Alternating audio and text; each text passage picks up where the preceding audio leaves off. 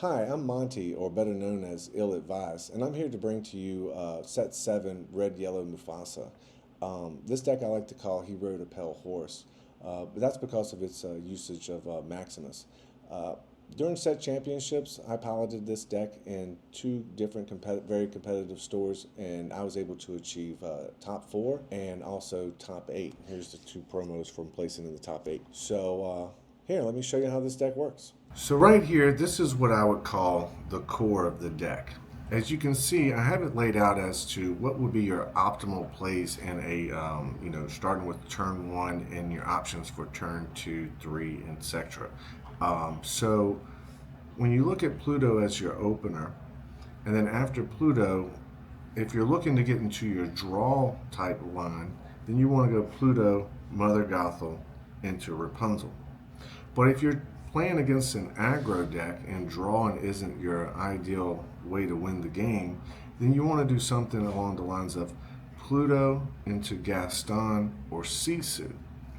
And then at that phase, depending on the sequence and the cards that you have, on the next phase for turn three, you would either, if you played Gaston, you would then want to use his ability, play the Raya, then ink, untap Gaston.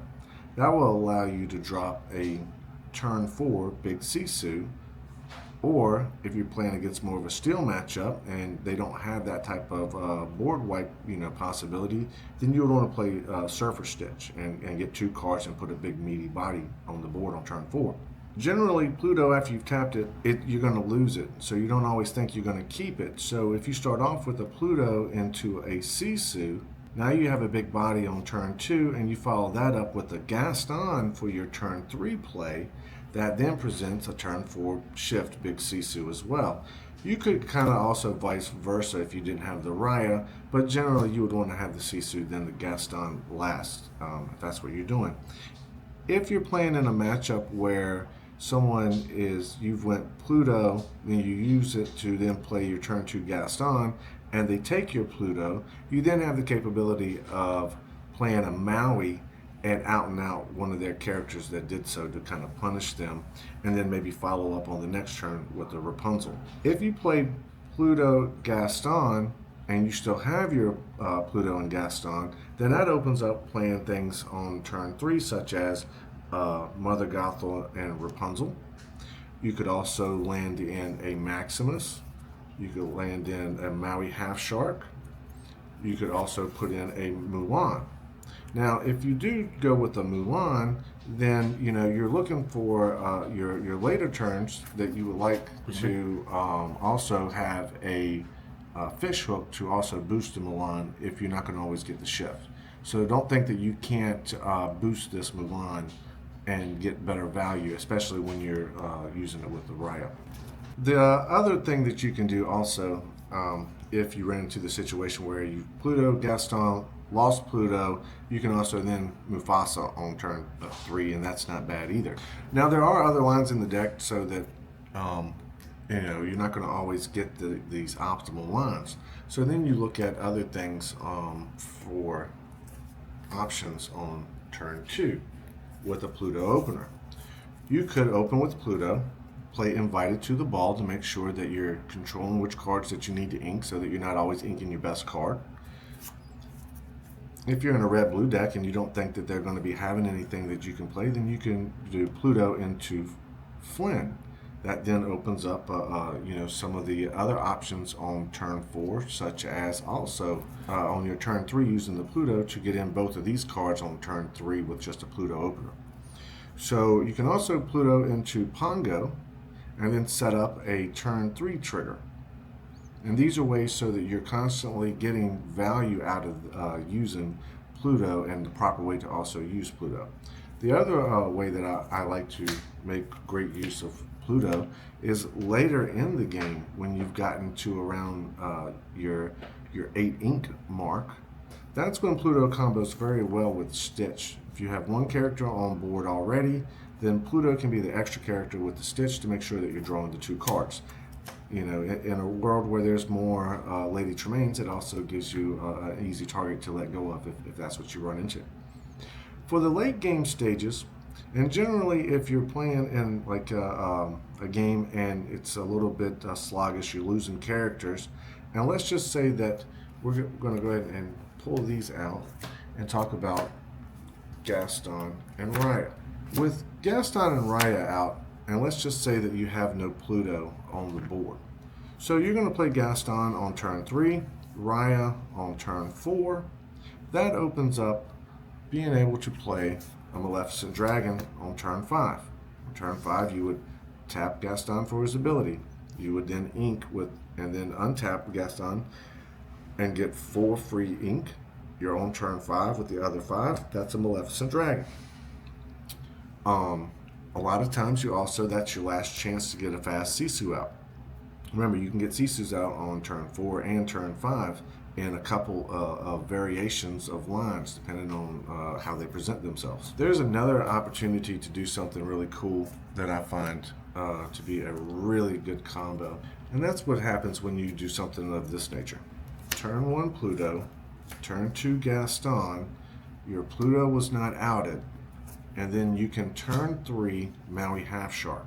If they don't respect the Maui Half Shark on turn 3, and they think that these Pluto and Gastons are wide open, which does happen, then hopefully you have a couple of things. Generally, Pluto is the one that's going to get taken out because their character takes no damage. So then, if you're loaded with the best cards to have in this situation, guess what? We're going to have Invited to the Ball and Rapunzel. So this is what would happen in this situation. They remove the Pluto with their characters, such as a Calhoun, and pass the turn. You would then untap the Gaston. You would want to play Invited to the Ball, get your 2 cards most likely, then challenge with the Maui Half Shark. At that point, you're going to get back your Invited to the Ball.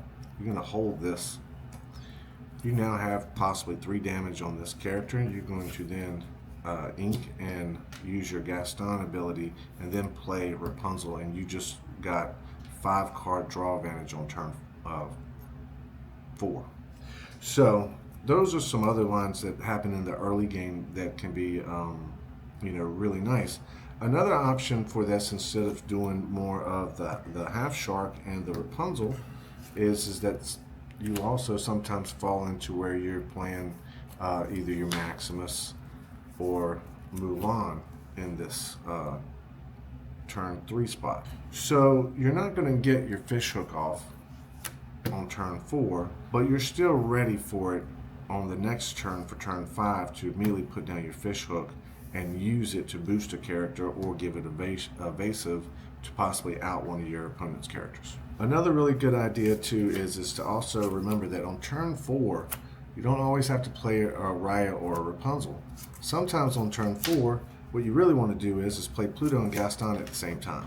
What this is going to do is this is then going to open up that when you ink and go to turn 5, you now have your 2 characters that you need and all of the ink to go ahead and play Surfer Stitch.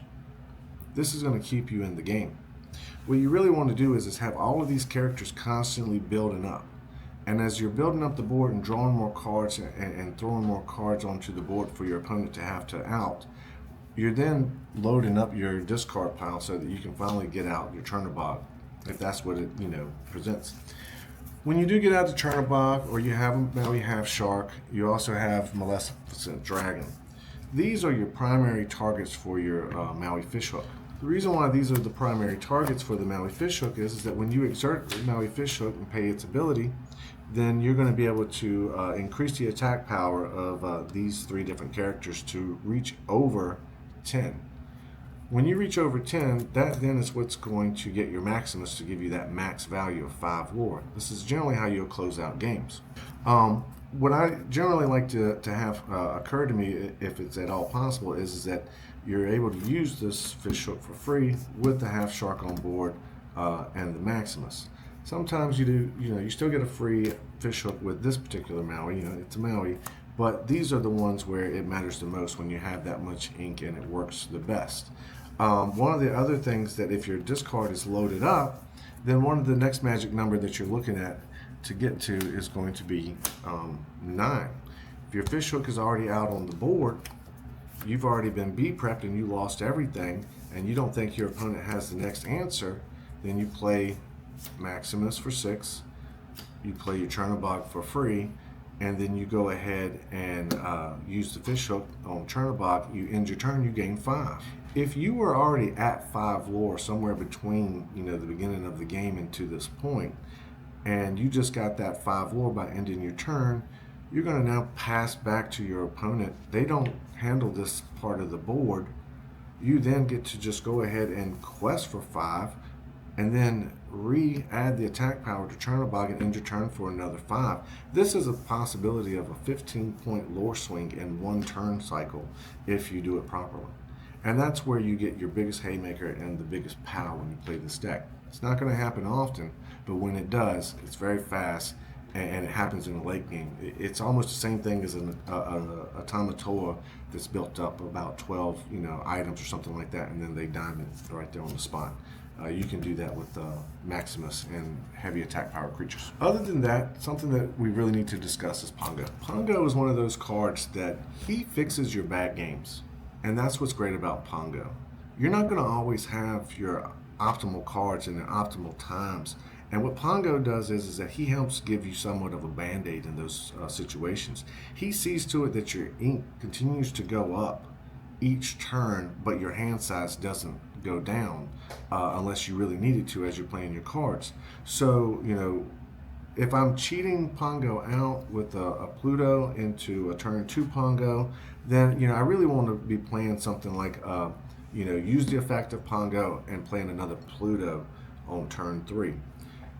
But after that, I really enjoy playing Pongo on turn 5 when I can play Pongo immediately and use his effect. And I'm using Pongo a lot of times in the matchups with red to try to force them to be prep or to do something, because when you get 1 or 2 Pongos on the board and you're constantly increasing your hand size by 2, and then you ink every turn, you're escalating the power that you're going to be able to do these bigger combos. I very rarely play this card on turn 5. Mufasa is a great card when it high rolls. Mufasa is a great card to know that if your opponent, your board wipes, you're going to have a card there on the board. Sometimes you high roll. Sometimes you play your Mufasa with another card that you wanted to do something with. So don't think that it's impossible to play Mufasa and Mother Gothel at the same time, and you're daring your opponent. I hope you kill my Mufasa and trigger a Rapunzel, and it does happen. So don't always consider what cards have you seen, and whichever one you haven't seen yet is the one that is most likely to be the one next. So that's how it works. And also, when you're using Mufasas, it also helps if you've already found a lot of your lower costing cards as your, because I do run Mulan in this deck. So Mulan shift is there. I very rarely play this as a turn 1 card. You're best off if you had a Mulan and you wanted to play it on turn 1, you should just ink it. Don't start with the turn 1 Mulan and think your hand size is going to continue to stay up and you're not going to start inking better cards. You don't need to, with this deck, always have a turn 1 character. It's okay to start off on turn 2. It's okay to start off with just an invited to a ball and a Flynn. You're going to be able to do bigger and better combos with such things as Mulan with the shift and with Raya. See, you're going to be using like Raya to double hit with Maui or try to double hit with the shift Mulan when they don't see it coming. You also want to double hit things with Stitch, Half Sharp. These right here are the bodies that really help you with Raya to do stuff. So if you're in a situation where you need to attack your opponent, then Raya is your key. If you're in a challenging type situation for your board state, then she's the one that's going to get you back to where you now have the tempo to do the question and they have to challenge into you. Raya and Gaston is for accelerating and getting past your opponent. And once you've achieved that, then she gets more comboed into these guys and you stop worrying about comboing her with Gaston. The value's no longer there. This is where the value is and why you don't have to run such things as be prep. Another thing too is using your high value lore questers and untapping them with Raya so that they don't get challenged in response. If you can't use a riot to keep something like a big Sisu from being challenged, then also remember that you can use the Maui fish hook. So you will use its evasive ability on a Sisu and keep it so that they can't challenge that card. Also use it with your Surfer Stitch when you're using it as a challenging card, because that way, you're saving these cards as your Rapunzel targets afterwards. And in the late game is when Flynn is a much better card. There are turns where you're at on turn 5, where ultimately what you want to do is play cards on turn 5 like this, where you're playing Flynn and Sisu at the same time. If you dropped a Sisu on turn 3, then double Flynn right behind it. That's not a bad way to put a critical board state that they now have to interact with, and they can't just sit back and Cadillac. And then after that, you play your Maui fish hook, and you're questing with this Sisu for free. And this went from turn 3, turn 4, turn 5. Hey, everybody, it is Gabe from the Illuminati, from the new podcast, Voices from the Inkwell, and from the SSG streams. You've heard my voice before. And I'm here hanging out with Monte. And Monte is excited to share his deck. And we've gotten a little bit into this, but I have some questions that I'm going to be asking Monte that I think all of you will have after you see this deck profile, and help you better understand how can you pilot this thing like a master and win yourself some of these set championships and potentially even the mat. So Monte, you've already introduced yourself. We thank you for that and welcome back. Thanks, Gabe. So my first question for you is that people are going to want to know: what do you consider to be your favorable matchups? What would you like to be sitting in front of with this deck? I definitely like to sit in front of a red purple, right? That's definitely one of the matchups that I look at, and I think, oh, I have multiple lines for winning this game, and they start early, and they just accelerate into bigger and better characters and more combos. So that's definitely one of the matchups. I would say that also the matchup that I don't want to see is more of a amber steel. The aggro decks are not so much of a concern, more so than the ones that want to, what I call build the choir. If they're building the choir out in front of you, then at that point, you have to place down your bigger characters as fast as possible. And if that doesn't present itself, then you're just hoping that they start to brick a whiff, and that's not a realistic way to win a game. As for the other color combinations, I can't say that I struggle or fear any of those. Like blue steel is a fine matchup. It takes patience. Some decks can be very quick, but you need to try to get into your faster lines. You need to really recognize very quickly when you're playing, is my opponent playing characters that are below 2 attack, like 2 attack power and less, or is it characters that are 3 attack power and more?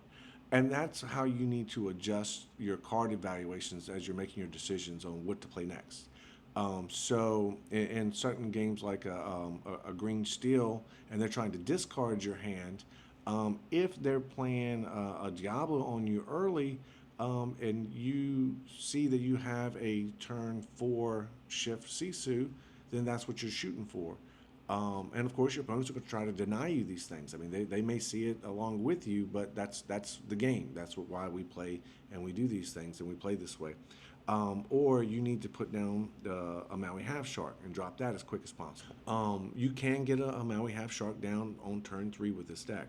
So depending on the matchups, you can stop some of these early opens that guys want to use, and that's what their weakness is that and their weakness is playing into something that's your strength. You want to make sure that whatever your opponent is opening with, that you really pay attention to. No characters is great. A Cindy is red alert. A Daisy is everything's fine.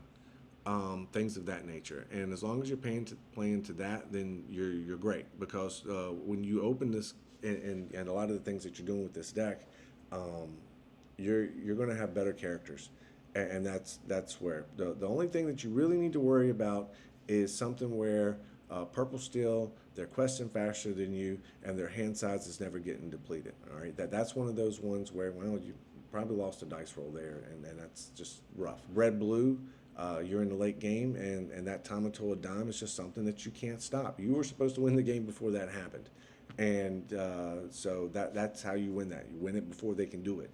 Um, but other than that, all of the matchups are really fair. There's definitely ways to win a lot of the matchups. And if your opponent is doing things to where their characters are three above, then you're looking to do more Raya double challenge with characters that are bigger characters, and try to keep them on the board to hit them with Rapunzels. If you see steel, you want the biggest willpower characters that you have on the board as soon as possible. And as long as you're sticking to those goals, you'll find success in those matchups. Would you say that this list, all 60 cards are perfect? There's nothing that anybody might want to tech in. Like, if you had to think about potential tech options that you kind of keep in the back burner, what are some of those tech cards that you think about might be a good inclusion in this deck, and why might you include them? Well, you know, I would say that right now this is what I would call like it's a perfect 61. It's not a 60, it's a 61. I wouldn't take anything away because everything that's in the deck is needed for some situation or another. And if you did look at the deck and you thought, oh, well, I can take out these three Mulans. They're one drops and you don't need them. No, I don't like to play Mulan on turn one. But I sure do like to play Mulan with a Rapunzel on turn 5 if I'm struggling for card draw. I do like to play a Mulan and a Mother Gothel at the same time on turn 3 in my Amber Steel matchups. So, that way you're saying either you're going to drop 2 burn spells and out both of these characters right now, or I'm drawing something. And that way you keep targets that you need when you got to have them. But there is no flexibility in the list. I mean, you could take out Mufasa. But then you're going to find that, in particular matchups, you're going to miss that Mufasa. The only time Mufasa struggles is against a very quick deck. You don't need it. Or you're going up against a deck that's got the ability to inking. And at that point, he's no good either. You shouldn't waste the 5 ink to play that character. He's just ink. But anytime you run into a type of deck that's going to be prep, obviously that's where Mufasa shines. But he shines in other ways when you start to pair him up with like a fish hook, and you double tap by outing a character, clearing another character, and then you flip over a character because that's when you lost Mufasa. So it's just as long as you're using everything the right way, then it works. Let's say I'm watching this video for the first time. I'm seeing this really awesome deck. I'm a brand new player. Maybe I've got a couple games under my belt, but I'm not super competitive. What would you anticipate for a player picking up this deck for the first time? What would you say are some of the mistakes that they're going to make if they're not like? What are the mistakes that you would expect a new player playing this deck to make? To get stuck in this weird phase at around turn 5, where they're only playing one character at a time. That is where you're not doing the thing right, is what I will tell you. Because if you're playing one character at turn 5, one character at turn 6, one character at turn 7, at some point, you're not getting wider than your opponent, and they're answering your board faster than you're building it. And so, on turn 6, no, I would not play a Maui Half Shark. Unless I really thought that was the right card. I would rather play Maui Half Shark. Either I want to get it out early with playing it on turn 3 or 4. That's a good time. On turn 6, no, I want to play Mother Gothel and Rapunzel. I want to play those 2 cards at the same time. Sure, do I want to play a Surfer Stitch on turn 7? Oh, yeah. Yeah, I want to go and do that. But, I've seen people to where they're like, oh, it's turn 5, Mufasa. No, don't do that. Play Pongo and draw a card. Play Han Sisu and Flynn. Play Gaston with a Mother Gothel. Do things of that nature, and you'll be better served than, a 5 ink. Maui works on turn 5, but that's because Maui's a good card whenever you play it. He's going to do what he's supposed to do. But other than that, those are some of the challenges that I see people run through. And then also inking before like, remember to make sure you tap your characters or quest with your characters before you ink with Raya. And then that's something that people generally make that mistake, and then it's like, oh no, I've already inked, I can't use this ability. And if you make that mistake, you just lost out on possibly taking out 2 characters, or gaining 4 extra ink from the Gaston effect. I mean, when you're playing, 9 ink on turn 5 plus things of that nature, that's that's the advantage. That's where you're winning the game through card and ink superiority. Yeah, yeah, yeah. Thank you for sharing that, Monty. Is there anything or anybody that you want to shout out, or anything that you want people to know? Maybe where to follow you if you want people to follow you. Oh So yeah, no, be like the shout out time. yeah, no, I understand. So obviously, a big, huge thank you to my team, Illuminati. I appreciate all the hard work. I appreciate everything that we do for each other. Shout out to the South Florida Lorcana community, the Lorcana Network Discord. Everybody that's constantly striving to be better, which makes our community better. Our community is so competitive. I just absolutely love being in the thick of things, and it continues to be a great place to play and learn. And we're so good to new players. Shout out to all the LGSs in our South Florida community. Shout out to SSG, always hosting great events and seeing to it that the Lorcana players, have something to strive for, and ways to test ourselves. And so, yeah, that's and shout out to my wife for putting up with all of my card gaming. Although she won't watch the video, but she deserves it. I bet you she will though. Yeah, She's an angel, this woman. Yeah.